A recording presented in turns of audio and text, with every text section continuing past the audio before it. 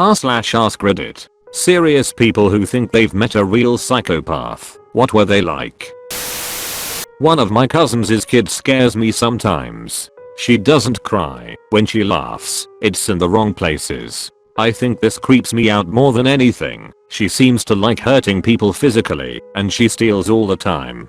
Her mother gives her little affection and she's one of 6 children. I went to middle school with a demon. He had that blank stare, but you knew something was off look constantly. He would goad people into attacking him, beating the crap out of them, and landing a suspension instead of expulsion, because it was technically self-defense. I once watched him beat up a guy with glasses. First punch broke the glasses, and he got a piece of glass, or metal not really sure, in his hand, and continued punching the other kid, lacerating his face. It was a bloody mess. My friends and I still about it. Thought maybe he just was violent. I made friends with him as a safety measure. Some kid messed with me in gym class. This guy broke the bully's collarbone in a wrestling accident. The last day I saw him, we were running down the hall about to go down steps and he kicked the leg out from under a girl with manuscript, watched her fall down the steps, and stood over her laughing. Fortunately a teacher saw it, and he was removed from school. I felt horrible and luckily she was as okay as one can be. I've looked him up online and a few misdemeanors, but nothing serious in this state.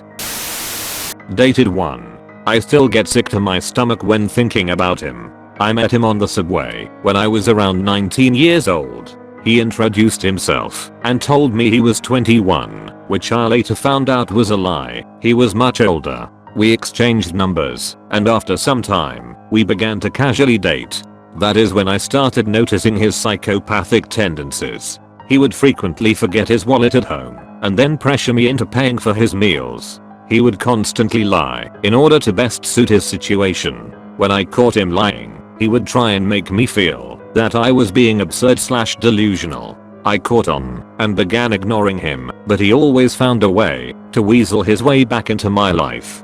He knew the train I took every morning to class and would wait for me at my destination. He once caused a scene on the train and said he would only stop if I agreed to have lunch with him. It went on like this for maybe 4+ years, with long periods of no contact in between. Toward the end, I found out he not only lied to me about his age, but his name as well. He revealed this tidbit only after I told him I had enough of his bullcrap and wanted to never see him again. He thought he deserved another chance, and we should start with a clean slate.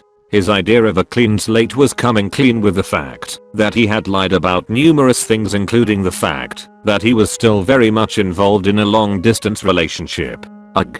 This turned out to be longer than I though. There's more, if anyone is interested. He used all of his friends. He would make you pay for him and say he would pay you back. The moment you tell him to pay up he flips out and starts sending you threatening texts, begin harassing you online and over TXT. One of my friends got a restraining order against him because the harassment got so bad.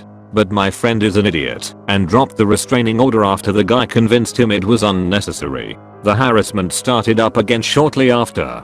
The only reason he leaves me alone is he thinks I blocked his number. The block was only temporary, but he didn't know that. He did send an insulting TXT to me on someone else's phone on my 21st birthday. That guy deserves to die. All he does is hurt people.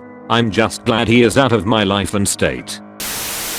He was just some quiet kid at my ex, and I decided to befriend and try to help him out socially our freshman year of college. He was really smart, kind of had a strange sense of humor, but didn't seem like a bad guy. Our senior year of college, something just kind of snapped in him.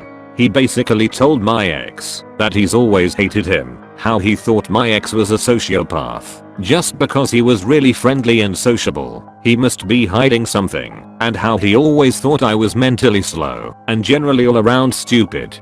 Kid became a cyber-stalking bully. He reached out to me, saying how he knew I was in an abusive relationship. No, I wasn't, and if I needed a place to stay, I could stay with him.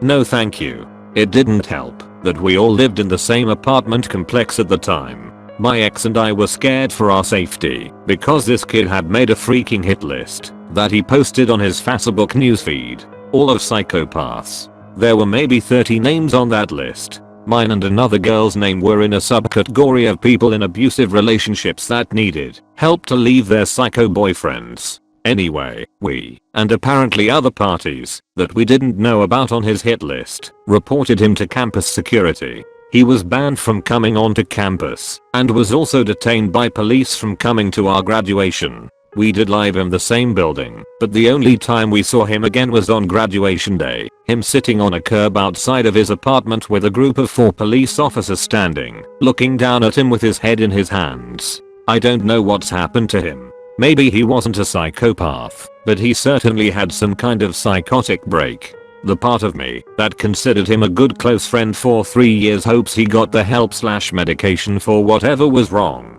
But the part of me that was scared to leave my apartment alone for months hopes that he's rotting in his parents' basement. I met a guy through my old job. He was hands down the scariest man I ever met, and I met plenty of scary people at that job. It's hard to describe, but he looked at me the same way you look at a table or a chair. Just part of the scenery. If I had made trouble for him, there isn't a doubt in my mind he would have put a bullet in me and then gone and had lunch like it wasn't even a thing. My grandfather is a psychopath. He got thrown in a mental institution a while back, and they ran some tests on him and found out he was a genius, and he tended to use his intelligence to manipulate people around him. He was very manipulative, but that wasn't the worst of it. My mom growing up told me many stories of him just all of a sudden going off on her or one of her siblings and just beating the crap out of them, often for no reason. He also would lie about anything. It didn't matter how big or how small, he would just blank face lie to you. He also just made me uncomfortable all the time. I remember as a kid hating going to visit because I had to be around him. He tried to be nice, but never seemed genuine. I didn't have too much exposure to him, but I always remembered that. He was the coldest person I've ever met. He just didn't care about anyone. You were only a means to an end. His pleasure was using you until you were nothing. I'm just glad that I was smart enough to leave after 2 years and not a lifetime. I left before he got abusive. Edit. I just remembered that he was a liar. He lied about everything. Extremely diligent, hardworking, and intelligent, keen to learn. But there was no passion or curiosity behind it. It was all about what it could get him. It's hard to explain what this looked like, or what gave me that impression. Maybe the sorts of questions he asked. He also had a very calculated laugh. It was never genuine, but always seemed measured out to what he thought was an appropriate duration. He wasn't necessarily a bad guy at all in my opinion. I just got the impression that all he really wanted to do was present himself flawlessly and win himself a good life. On the surface, just a regular person. But you would get a sense that there's nothing behind the facade. Not even something bad. Nothing at all. Uncanny Valley. A friend of mine is autistic and believes that one of the manifestations he has is that he lacks empathy and is technically a psychopath. He does not experience any empathic reactions to how other people feel and in general is immune to emotional attacks of any kind. He is, however, a very nice guy and claims to have arrived at moral behavior through logic. If he's nice to people, people will do nice things for him and for other people, and that will also cycle around to nice things happening to him.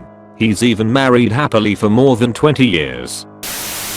My dad was a pretty rough guy, an abusive drunk. Used to make my brother and I choose which belt buckle he'd punish us with, and the number of hits you got depended on the choice. So I knew rough types early on, but my story isn't even about my dad. I used to work as a disability carer taking people out on tours. So we'd drop them off in the evening and I'd then drop the bus off at the office and get my car from the train station. I get my car and turn left onto the road after a car speeds past me and stops in front of a car coming the other way. I pull up to the lights and look back to see he's reversing and going forward to block the ongoing car and beeping on and off. Eventually the cars turn around and go the other way and he does a burnout U-turn and speeds back up behind me. There's no one else on the street anymore and it's like midnight. He starts flashing his high beams behind me on and off whilst I'm still at this red light taking forever. He then reverses erratically and drives up beside me in the other lane and just leaves his hand on his horn beeping at me non-stop.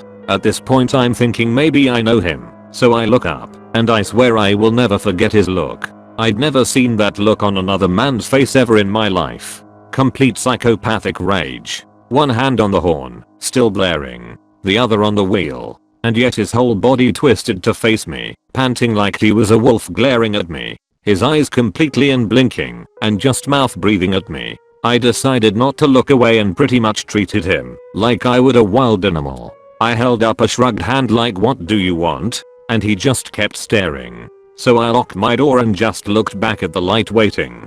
His horn never stopped, and my mind was racing planning which police station I would drive to when the light went green. Luckily, he did a burnout U-turn after the light went green, and I drove off. I still to this day regret not calling the police on my way home, but I was just so tired and flustered that it didn't occur to me that he would go hurt someone else until weeks later when I really thought about it. Thank you for watching. Like the video and leave a comment if you enjoyed. Subscribe to the channel, follow on Twitter, and join the Discord and subreddit so you never miss a new video.